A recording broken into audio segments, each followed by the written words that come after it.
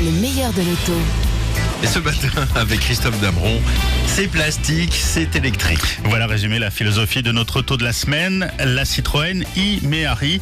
Autrement dit, une Méhari version 2016 branchée comme il se doit. On ne passe pas inaperçu dans la rue au volant de ce gros jouet aux allures de voiture de oui-oui.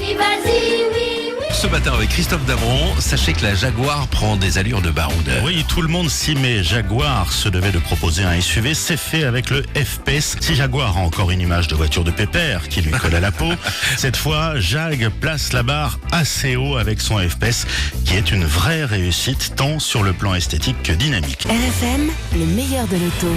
Il était attendu, ce nouveau SUV Peugeot, et après ses premiers tours de roue cette semaine, on peut vous dire qu'on n'a pas été déçu pour cette nouvelle version. Beaucoup de changements. Cette fois, le 3008 devient racé, allongé, élargi. Il arbore désormais un vrai look de baroudeur chic avec des lignes sculptées, une face avant verticale dont le côté félin est accentué par les feux étirés. Chez Peugeot, on appelle ce poste de conduite moderne et high-tech le e-cockpit. Du nouveau chez Citroën. C'est la C3, la citadine branchée de la firme au chevron, débarque sur nos routes et avec ses nouvelles couleurs acidulées, il sera difficile de ne pas la remarquer.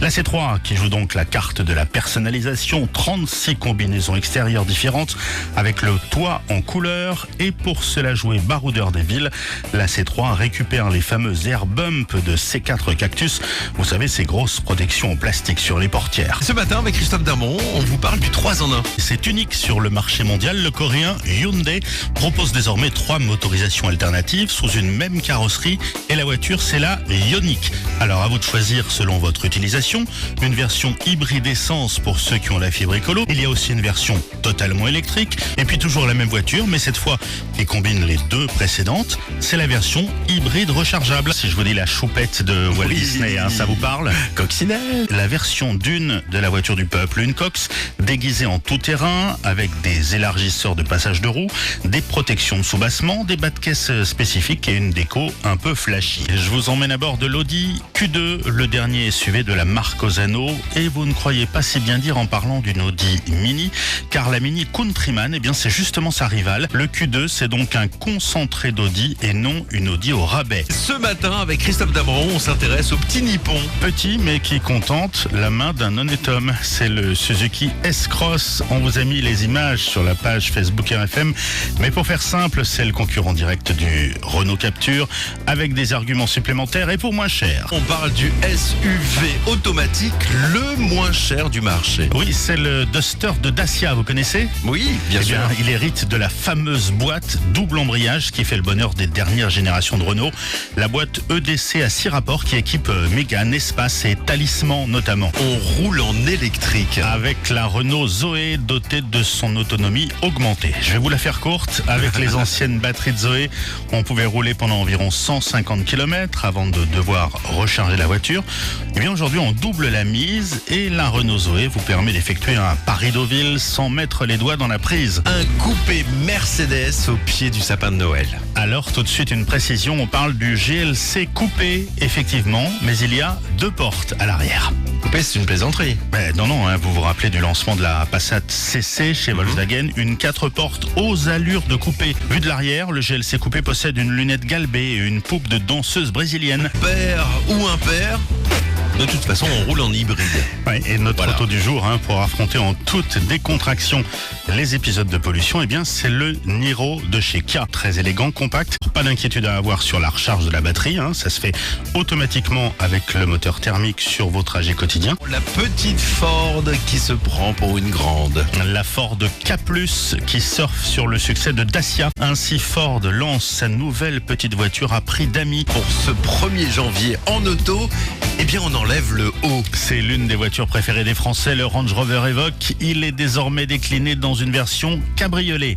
Cabriolet en toile, s'il vous plaît. Une capote évidemment électrique qui se déploie ou se rabat en silence en moins de 20 secondes chrono. Et ce matin, avec Christophe Dameron, on est au volant d'un Sumo américain. C'est vrai qu'il en impose, le Ford Edge, ce gros SUV de la marque à l'ovale, initialement destiné au marché américain. Il débarque en France avec ses dimensions triple XL. Un look athlétique et une calandre massive. Alors, c'est pas trop la longueur qui se remarque. On est pile dans celle du Volkswagen Touareg, mais question largeur, on frôle les 2,20 mètres. Inutile de vous dire qu'on serre des fesses dans les petites rues.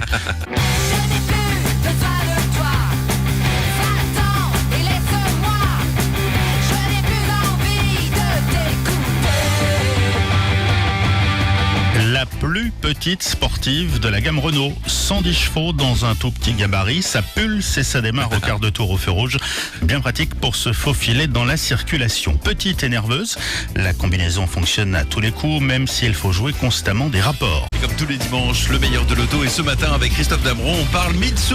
Oui, Mitsubishi qui fête cette année son 100e anniversaire, une marque surtout connue en France pour ses performances dans le Paris-Dakar. Aujourd'hui, la marque s'est racheté une image écologique avec notamment le crossover familial Outlander, déclinable en version PHEV, autrement dit un hybride rechargeable associant toutes les possibilités de motricité, y compris le mode tout électrique ou le mode 4x4. Bref, le PHEV permet d'offrir ce qui se fait de plus complet en la matière. Une mélodie espagnole dans le meilleur de l'auto. Au volant du Seat ATK, premier SUV compact de la marque. C'est une excellente monture, mais vu le catalogue des options, on se demande juste si Seat n'est pas en train de se prendre pour son cousin à la marque aux anneaux. Plein phare sur la nouvelle Honda Civic. 10e génération pour cette familiale compacte qui est un best-seller dans le monde entier. Aujourd'hui, la Civic 2017 vient bousculer un segment dominé par la 308, la Mégane et la Golf. Dynamique, ultra sportif et dont le style en impose, à côté de ses principaux concurrents au caractère beaucoup plus sage. Du nouveau chez Hyundai.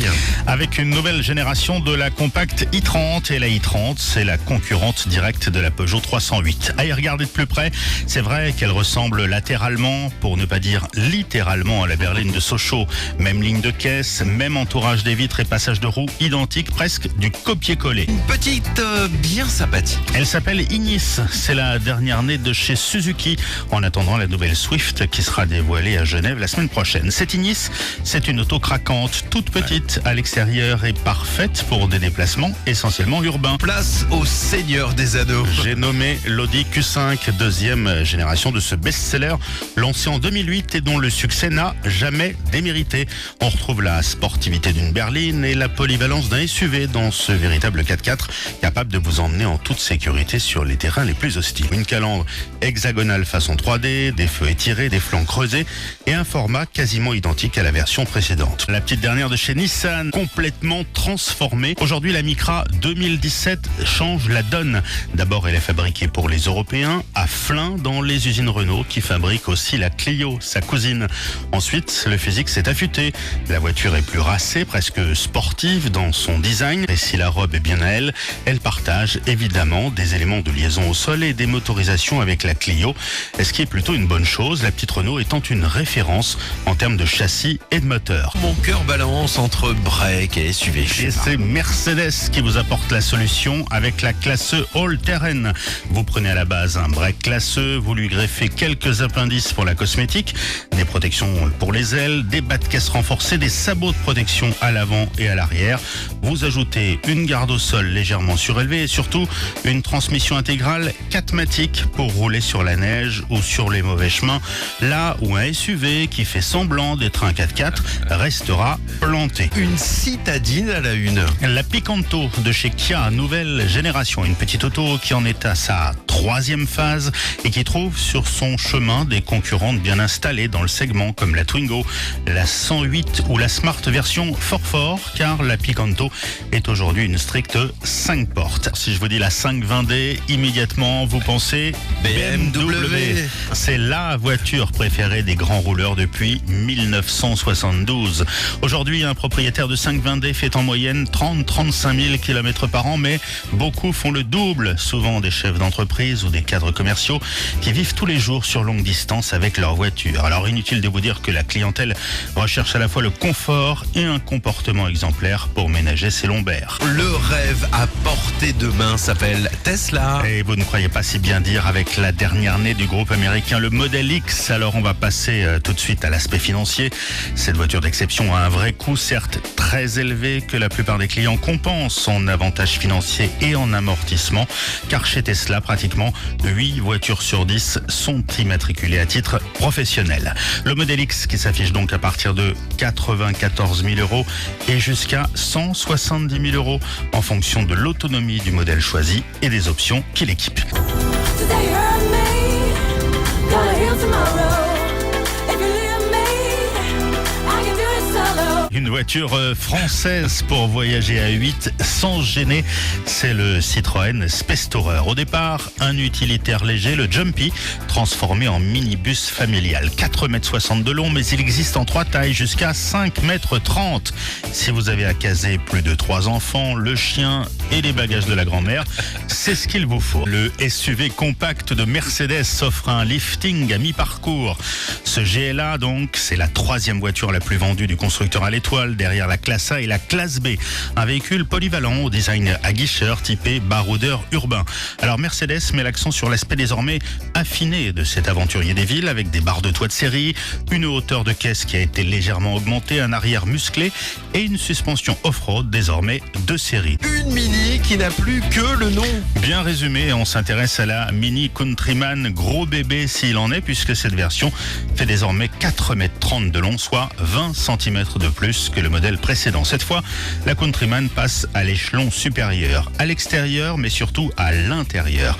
D'ailleurs, sa carte grise a suivi l'évolution en passant de 4 à 5 places.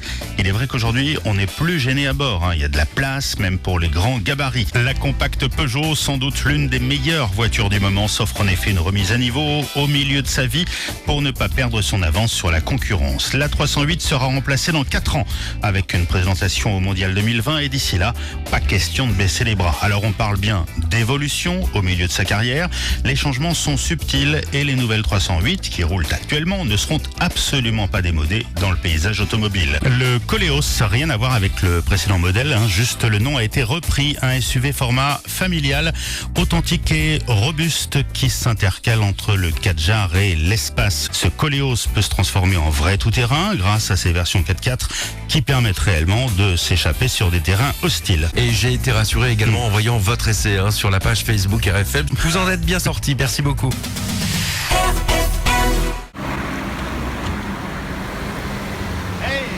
Salut, oui, oui.